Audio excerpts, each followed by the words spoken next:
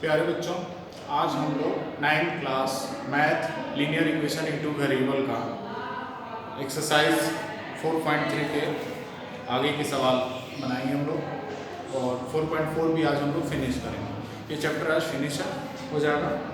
तो 5 तक हम लोगों ने कर लिया था। अब हम लोग इस पार्ट में हम लोग 6 से शुरू करेंगे। आप लोग इसको लिखते चलेंगे, वीडियो पॉज करके आप लोग बोर्ड पर से नोट डाउन कर लेंगे तथा इसका फेयर भी कर लेंगे। चलिए, एक्सरसाइज 4.3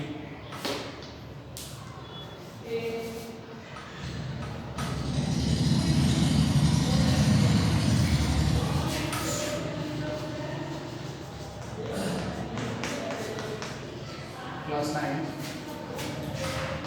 6 नंबर। चलिए 6 नंबर सवाल एक बार हम लोग पढ़ लेते हैं। If the work done by a body and application of a constant force is directly proportional to the distance travelled by the body, express this in the form of equation in two variables and draw the graph of the same by taking the constant force as 5 unit. Also read from the graph the work done when the distance traveled by the body is एक है 2 unit और एक है 0 unit. चलिए इसको आराम से समझते हैं, लाइन बाय लाइन समझेंगे। ये एक फिजिक्स का सवाल है जो कि मैथ में है। हम लोग एक फॉर्मूला जानते हैं work done. Work done equal to constant into क्या होता है, कोई डिस्टेंस इस मान सकते हैं। वर्क कब कहा जाता है? मान लीजिए कि फिजिक्स में अगर हम बात करें तो मान लीजिए आपने 10 किलो का कोई वजन है, सर पे रखा है और आप कहीं चल फिर नहीं रहेंगे और खड़े हैं, तो आपको बोला जाएगा वर्क डन आपने 0 किया, यानी कोई वर्क आपने नहीं किया। अगर वही लेकर आप थोड़ा दूर चले हैं, थोड़ा सा दूर ही चले हैं, तो आपको कहा जाएगा कि हाँ आपने वर्क किया। तो ये जो फिजिक्स का कॉन्सेप्ट है, इसी को हमारा मैथ में दिया हुआ है। तो चलिए इसमें बोला वर्क डन, आपको कुछ मानने के लिए बोला कि ऑल्सो रीड द ग्राफ। तो चलिए वर्क डन हम लोग इसमें क्या मान लेते हैं, लेट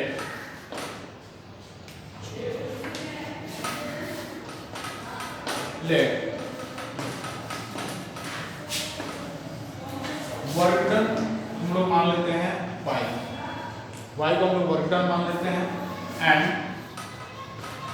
डिस्टेंस को हम लोग x मान लेते हैं। डिस्टेंस को हम लोगों ने क्या मान लिया, x मान लिया। और अकॉर्डिंग टू क्वेश्चन हमें क्या पता है कि वर्क डन जो है वो डायरेक्टली प्रोपोर्शनल है डिस्टेंस के। वर्क डन डायरेक्टली प्रोपोर्शनल है डिस्टेंस के।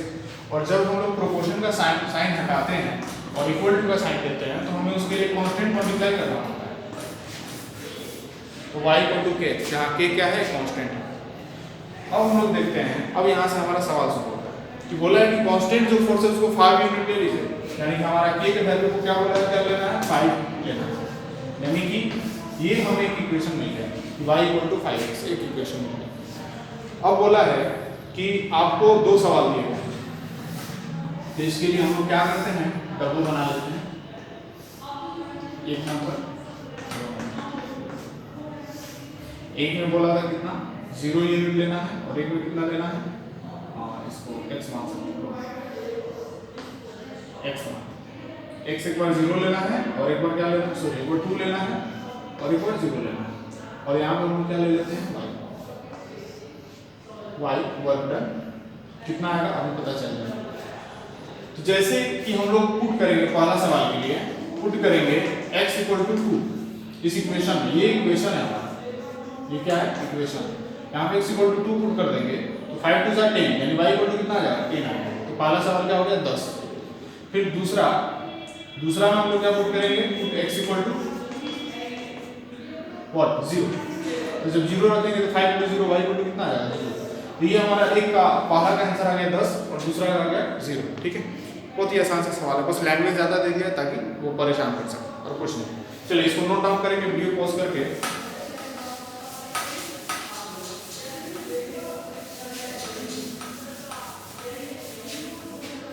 आगे बढ़ते हैं बाबू।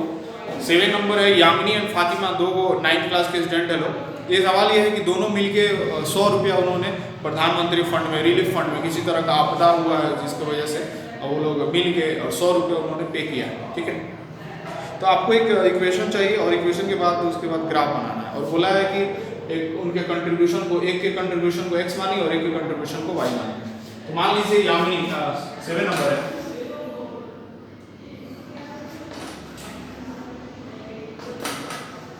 यामिनी कंट्रीब्यूट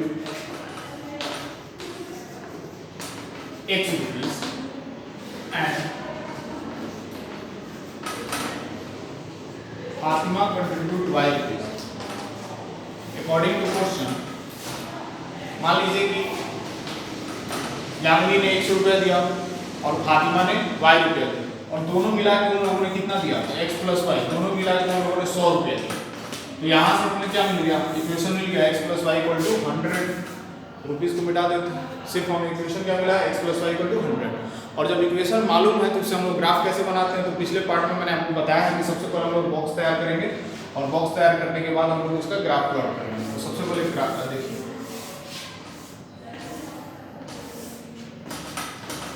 मैंने बोला था कम से कम आपको क्या चाहिए, 2 कोऑर्डिनेट से लीनियर ग्राफ खींचने के लिए। तो सब हम लोग क्या लेते हैं, x इक्वल टू क्या लेते हैं, 0 ले लेते हैं। अब खुद सोचिए x इक्वल टू 0 रखेंगे तो y इक्वल टू क्या होगा, 100 होगा, और जब y इक्वल टू 0 रखेंगे तो x इक्वल टू क्या हो जाएगा, 100 हो जाएगा।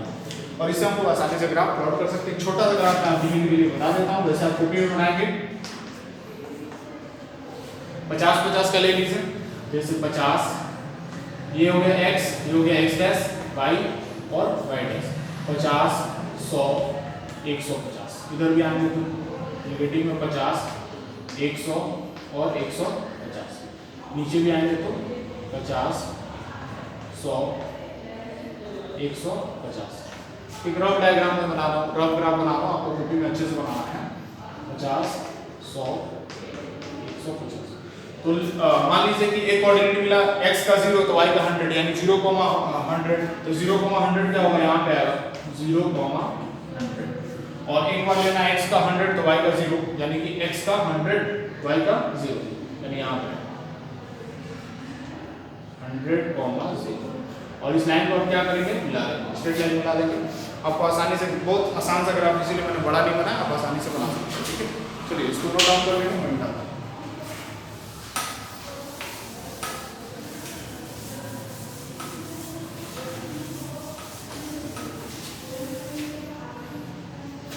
एक आखिरी सवाल है इस एक्सरसाइज का, बहुत ही अच्छा सा सवाल है और ये भी फिजिक्स से रिलेटेड है, टेम्परेचर के बारे में बात किया गया है। 8 नंबर सवाल है बच्चों, बोला गया in countries like USA and Canada temperature is measured in Fahrenheit whereas in countries like India it measure in Celsius. आप अगर कनाडा में की बात करें या यूएसए में बात करें तो वहाँ पे बाबू क्या है कि टेम्परेचर जो है वो फारेनहाइट में मेजर किया जाता है, हम लोग यहाँ का टेम्परेचर सेल्सियस में बोलते हैं। ठीक है, तो यहाँ पे एक लीनियर इक्वेशन दिया है, उस लीनियर इक्वेशन को मैं लिख देता हूँ, F equal to 9/5 C plus 32।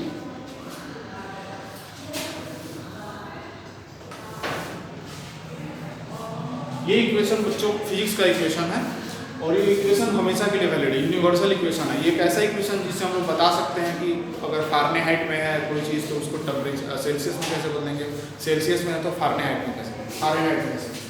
तो इसको याद रखें। फिर पहला सवाल बोला है कि draw a graph of the linear equation above using Celsius for x axis and Fahrenheit for y axis. ठीक है, तो अगर सेल्सियस को x मान के और फारेनहाइट को y मान के आप एक ग्राफ प्लॉट कीजिए। ठीक है, तो हम लोग उसके लिए क्या करते हैं, लेट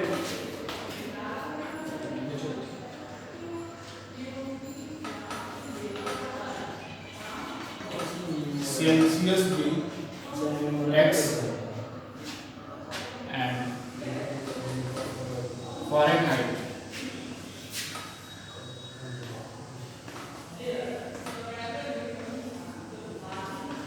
P1। ये x है मान लेते हैं, इसको y मान लेते हैं, x और y मान लेते हैं। ठीक है, और इक्वेशन हमें पता है, तो चलिए इसका हम लोग सबसे पहले डब्बा बनाते हैं और डब्बा बनाने के बाद ग्राफ बनाते हैं। उसके लिए अब क्या करेंगे,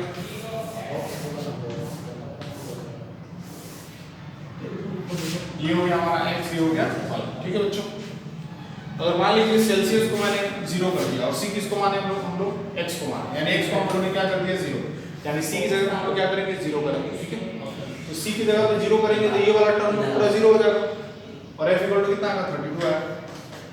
ठीक है बच्चों, अब यहाँ पे देखते हैं और यहाँ पे कुछ ऐसा नंबर ले लेते हैं c की जगह पे जो कट जाए पूरा पूरा। ठीक है, तो c की जगह पे कितना ले लेते हैं 5 ले सकते हैं हम लोग, 5 या 30 ले लेते, 30 से कट जाएगा, 30 ले लेंगे तो 30 ले लेंगे कितना होगा 5 6 30, 6 से कटेगा 6 9 54, यानी कि यहाँ पे हो गया 54 और प्लस 32 कितना होगा 4 2 6 5 6 7 8 86, यानी कि यहाँ पे हो गया 86।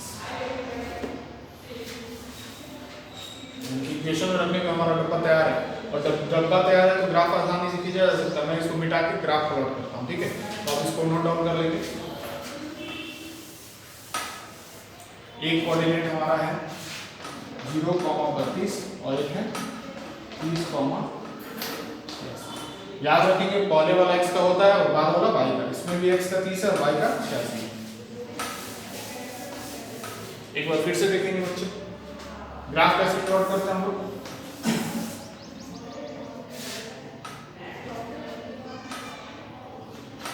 ये हो गया हमारा क्या, x एक्सिस हो गया, ये हो गया x डैश, ये हो गया y और ये हो गया y डैश। बीच में क्या हो गया बच्चों 0,0। मैंने बताया था ओरिजिन का कोऑर्डिनेट क्या होता है 0,0। फिर बोला लेना है आपको डिवीजन कितना का लीजिएगा, सोचिए। तो 10-10 का लिया जा सकता है, 10-10 का ले लेते हैं हम लोग, ठीक है। 10 20 30 40 50 60 70 80 90 और ऐसे 100। निगेटिव में तो कुछ है नहीं तो आप ले सकते हैं इधर, ठीक है। y में देखते हैं, y का थोड़ा और ऊंचा कर देते हैं।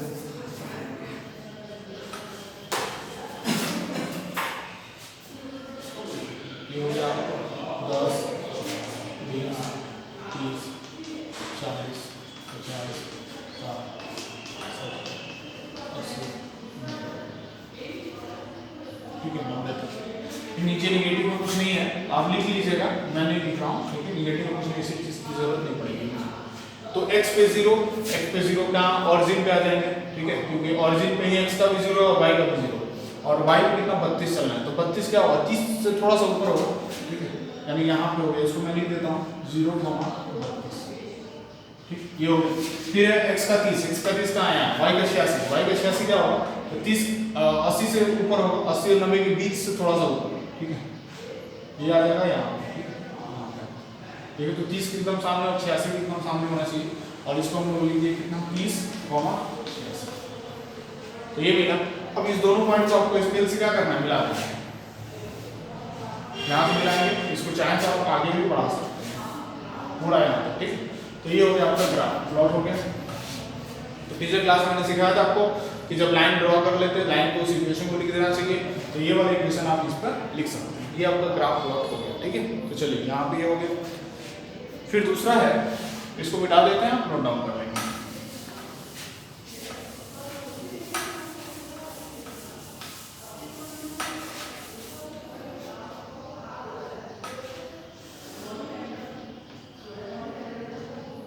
फिर बच्चों बोला है कि if the temperature is 30 degree Celsius, what is the temperature in Fahrenheit. ये बोला है कि अगर सेल्सियस में 30 डिग्री सेल्सियस, इफ दूसरा नंबर सवाल है, ये सेल्सियस में कितना हो 30 डिग्री, तो फ़ारेनहाइट में कितना हो वही बताना।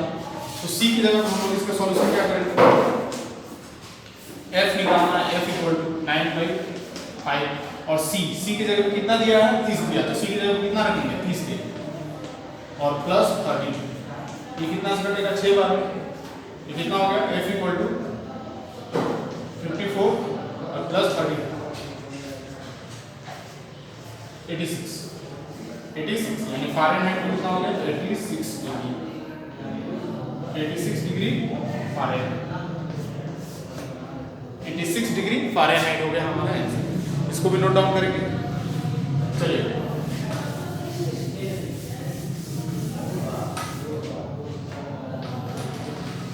उसके बाद बोला बच्चों तीसरा नंबर की टेम्परेचर अगर 95 डिग्री फ़ारेनहाइट हो तो सेल्सियस में कितना होगा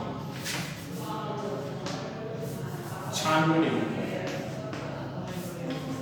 तो सेल्सियस बताना, सेल्सियस में इसको उल्टा कर दिया, फ़ारेनहाइट 95 दिया है 95 बच्चों 95 दिया।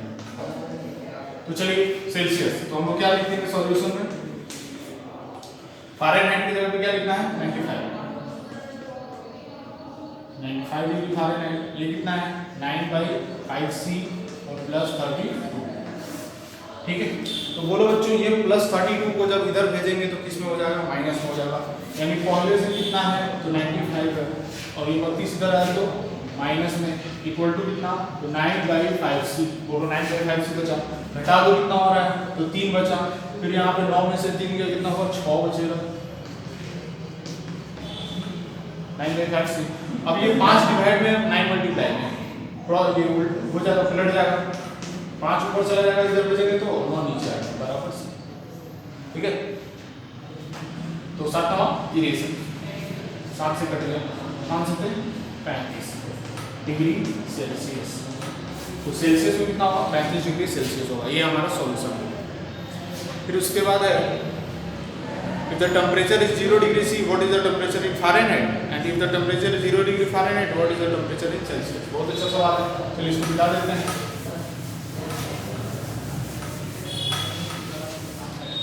बोला है कि अगर 0 डिग्री सेल्सियस हो तो फ़ारेनहाइट में कितना होगा, और यहाँ बोला कि अगर फ़ारेनहाइट में 0 डिग्री फ़ारेनहाइट हो तो सेल्सियस में कितना होगा। तो सवाल दिया तो एक बार इक्वेशन में 0 की जगह C की जगह 0 रखेंगे, F निकालेंगे, एक बार इक्वेशन में F की जगह 0 रखेंगे, C निकाल लेंगे। कितना आसान है, चलिए इसको कर लेते हैं। F equal to 9/5 into C की जगह कितना रखना है 0 और प्लस 30 यानी F बराबर कितना है 32 डिग्री फ़ारेनहाइट। कट जाएगा ना बाबू, ये पूरा 0 हो जाएगा, F बराबर से 25 होगा। यहाँ पे आता है, यहाँ पे क्या करते हैं C की जगह C निकालना है ना, तो F की जगह कितना रखते हैं 0, F की जगह हमने 0 रख दिया, बराबर की जगह बराबर 9/5 की जगह 9/5 C + 30। ठीक है बच्चों, पूरा का पूरा लिख दिया। ये +32 इधर आएगा कितना होगा -32 बराबर 9/5 C। ठीक है, और ये फिर इसको इधर भेजेंगे तो पलट जाएगा ना -32 इंटू 5/9 बराबर C। अब इसको सॉल्व कर लेंगे, कितना होगा सॉल्व कर लेंगे, कटेगा नहीं कट रहा, कितना होगा 9 से कटेगा 3 से तो नहीं कट रहा, पॉइंट में आ रहा है बच्चों, कोई बात नहीं, जो किया है इसको लिखना है। कितना होगा 5 + 3 0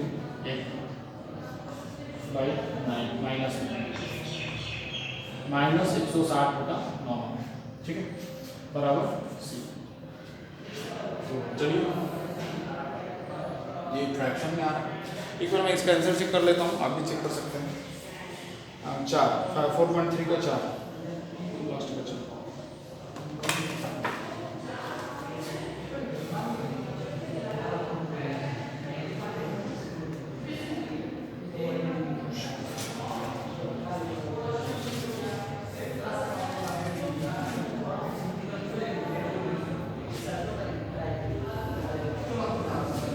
पॉइंट में आ रहा है बच्चों, ठीक है, अप्रॉक्सीमेटली लिखा है यानी -160/9 डिग्री सेल्सियस। ठीक है बच्चों, आप कर लीजिएगा, डिवाइड करेंगे तो लगभग उतना ही आ जाएगा। ठीक है, तो चलिए आगे बढ़ते हैं, इसको नोट डाउन कर लेंगे। ठीक है,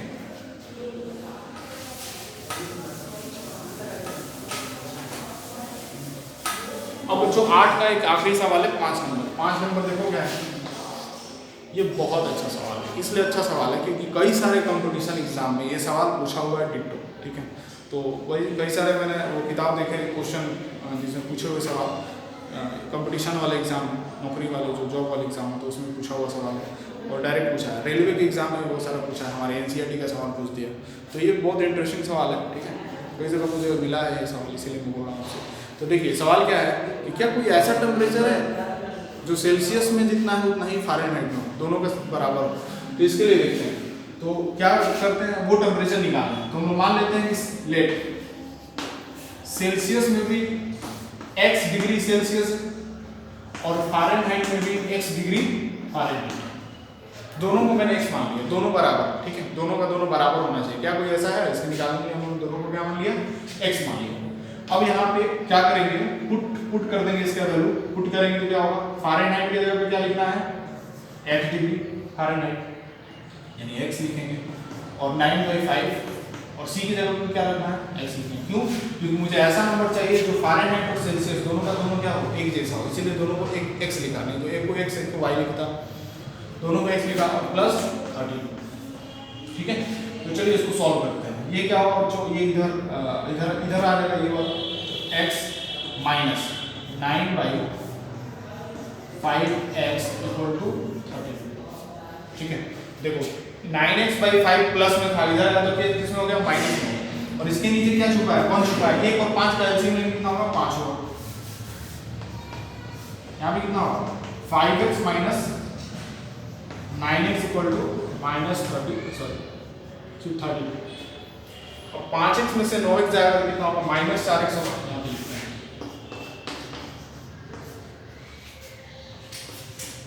माइनस 4x/5 इक्वल टू 30। ठीक है, तो यहाँ पे x इक्वल टू कितना होगा 32, 5 भाग में उधर जाकर मल्टीप्लाई हो जाएगा और माइनस 4 उधर मल्टीप्लाई में नीचे आएगा तो डिवाइड हो जाएगा, माइनस अपना लेके आएगा 4 जब भी आएगा तो माइनस लेके आएगा अपना। ये कितना हो गया 8 से कट गया, तो x इक्वल टू कितना है 40 माइनस 40 डिग्री,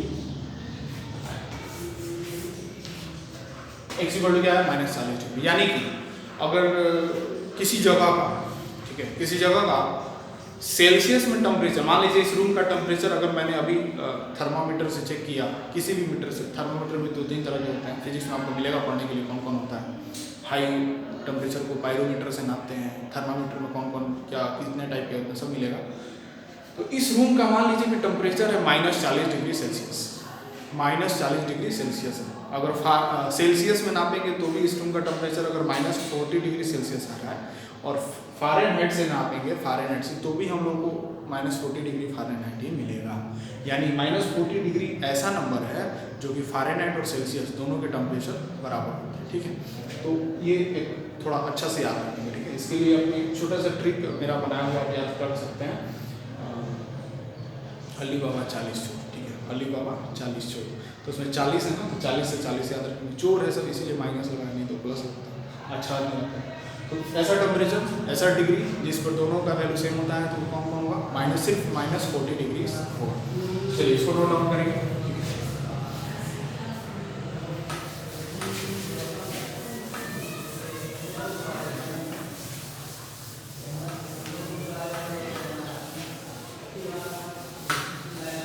तो चलिए हम लोग बस आखिरी इसके पार्ट में आए 4.4।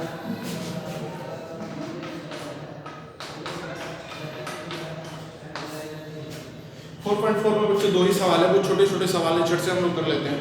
बोला है कि give the geometric representation of y = 3। अब इसके लिए आपको थोड़ा सा वो बेसिक नॉलेज जरूरी है, 1 डायमेंशन एंड 2 डायमेंशन। 1 डायमेंशन में सिर्फ लेंथ होता है, 2 डायमेंशन में लंबाई और चौड़ाई भी होता है, और 3 डायमेंशन में लंबाई चौड़ाई और ऊंचाई भी होता है। तो चलिए इसको करते हैं पहला सवाल। बोला है कि y = 3 और इन 1 वेरिएबल। तो चलिए इन 1 वेरिएबल, इसका सॉल्यूशन क्या होगा बच्चों? 1 वेरिएबल के लिए सिर्फ लंबाई होता है, लंबाई ये हो गया 0, नंबर सिस्टम आपने पढ़ा है 1 2 3 4 -1 -2 -3 डॉट। इस एरो का मतलब बढ़ते जाएगा। y = 3, तो y = 3 का अब इसको मान लीजिए y इधर y x, अब इसको x में देखें, x लेटा हुआ होता है, y खड़ा होता है, तो आप किसी को मान सकते हैं, किसी को खड़ा करके बात नहीं हो जाएगा, लेकिन हम लोगों ने इसको y माना है, y = 3 चलना है। तो 1 2 3, बचपन में आपने ऐसा बहुत किया होगा, क्लास में किया होगा, यहाँ पे यहाँ हो गया, तो y = 3, ये 1 डायमेंशन है, जो सिर्फ लंबाई है। इसी को अगर 2 डायमेंशन में कर, इसको नोट डाउन कर लेंगे। अब हम दूसरा सवाल,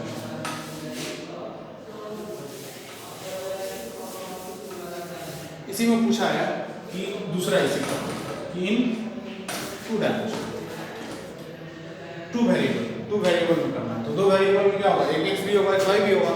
तो इसी इक्वेशन हमारा तो यही है, चेंज तो कर नहीं सकते, तो इसको क्या लिख सकते हैं 0 × x + y = 3। बोलो लिख सकते कि नहीं? बिल्कुल लिख सकते हैं, 0 × x मतलब 0 + y = 3। अब इसका डब्बा बनाएंगे आप लोग, जैसे मान लीजिए डब्बा ग्राफ खींचना है 2 डायमेंशन में, तो उसके लिए डब्बा बनाना जरूरी है। यहाँ पे लिखा आपने x, यहाँ पे लिखा y। अब x इक्वल टू आपने क्या लिखा 0, तो y इक्वल टू कितना आएगा 3 आएगा। x इक्वल टू आपने लिखा 1, तो भी y इक्वल टू कितना आएगा 3 आएगा। x इक्वल टू आपने लिखा 5, तो भी y इक्वल टू कितना आएगा 3 आएगा। 5 रखिए ना, सब 0 हो गए, y इक्वल टू 3 आएगा। यानी x का कोई भी वैल्यू ले रहे हैं तो y इक्वल टू कितना आ रहा है 3 आएगा। अब इसका ग्राफ को प्लॉट करते हैं जो तो 1 2 4 जो y है ना ये x है, तो जब इसका ग्राफ प्लॉट करेंगे तो x इक्वल टू जब आप 0 लेंगे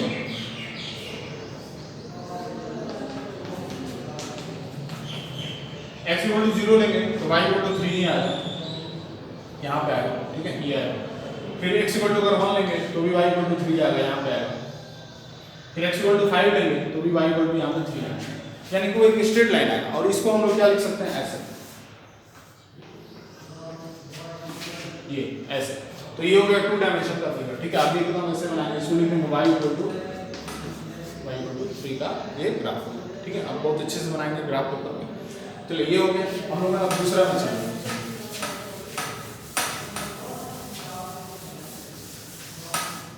ये दूसरा सवाल है बच्चों, आखिरी सवाल है इसका, देख लीजिए। बोल रहा है कि 2x plus 9 equal to 0, 2x plus 9 equal to 0, one variable. मतलब क्या है, इन वन वेरिएबल, एक वेरिएबल में खींचे। तो एक वेरिएबल में आप लाइन खींचेंगे 0 1 2 3 4 5 और इधर क्या आएगा -1 -2 -3 -4 एंड ऑल। अब यहाँ से x का वैल्यू, इसको x मान लेता हूँ, x और यहाँ पर क्या है x का वैल्यू कितना आएगा, यहाँ पे आ जाएगा 2x इक्वल टू प्लस 9 उधर गया तो -9 और x इक्वल टू -9/2, यानी x इक्वल टू -4.5 यानी 4.5। 4.5 कहाँ होगा बच्चों, 1 2 3 4 और आधा चलना है तो आधा चलेंगे, नहीं खींच देंगे, लिख देंगे -100। हम लोग गलती कर रहे हैं, क्या गलती कर रहे हैं, माइनस है और हम लोग चल रहे हैं तो प्लस में चलेंगे, इसको मिटा देते हैं हम, ठीक है। हम लोग माइनस में चलते हैं 1 2 3 4 और इसका आधा -4. ठीक है। तो वन वेरिएबल हो गया, इसको नोट डाउन करेंगे।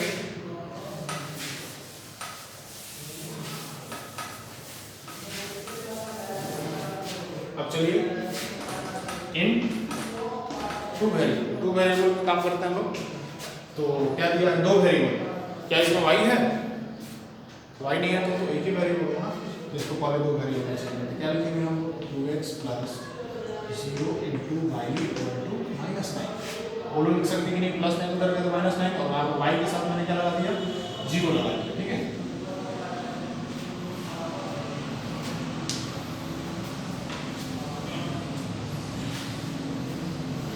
चलिए यहाँ पे फिर से मैं लिख देता हूँ 0 इंटू y इक्वल टू -9। ये हमें इक्वेशन मिल गया, हम लोग खुद से बनाए हैं, इसी को हम 2 वेरिएबल में करते हैं।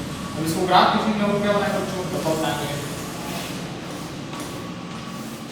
x y। x का वैल्यू 0 लेंगे तो y का वैल्यू कितना आएगा, तो y का वैल्यू लेते हैं वो थोड़ा आसान होगा। y का वैल्यू अगर 1 लेंगे तो 0 लेंगे, ठीक है। तो x का वैल्यू कितना आएगा, -9/2 यानी कि -4.5 आएगा। फिर अगर y का वैल्यू अगर 1 ले लें, y का वैल्यू कितना ले लें 1, तो भी x का वैल्यू कितना आएगा, -4.5 बिल्कुल। आप y का वैल्यू कुछ भी लें, x का वैल्यू कितना आएगा, -4.5। अब इसका ग्राफ कितना वही होगा, मैं आपको बता देता हूँ। 1 2 3 4 5 और ये x एक्सिस है ना, तो दोनों के बीच में क्या है, ठीक है। तो ये ऐसे चला जाएगा। आप इसको अच्छे से ड्रॉ करेंगे तो क्या होगा, 4.5। आप y का कोई भी वैल्यू लेंगे वो वहीं पे आएगा और उसको लाइन खींचेंगे तो हमारा ये लाइन यहाँ पे होगा। जैसे पिछले सवाल में ऐसे गया था, इस बार कैसे, ये हो गया हमारा x डैश और ये हो गया x। बाकी आप इसको ड्रॉ कर सकते हैं। तो चलिए ये हम लोगों ने कंप्लीट कर लिया मैथ, ठीक है। अब आगे हम लोग नेक्स्ट क्या है, यूक्लिड ज्योमेट्री, ठीक है। तो यूक्लिड हम लोग क्लास में पढ़ेंगे, यहाँ पे आने के बाद पढ़ भी सकते हैं, बहुत छोटा सा चैप्टर है, थोड़ा और अच्छा। तो लाइन्स एंड एंगल हम लोग पढ़ेंगे अगले क्लास में, ठीक है। चैप्टर 6 और 5 वाला अभी वो छोड़ेंगे क्योंकि वो छोटा है, वो क्लास में समझेंगे, डिफिनीशन ज़्यादा है, बनाने वाला पड़ता है।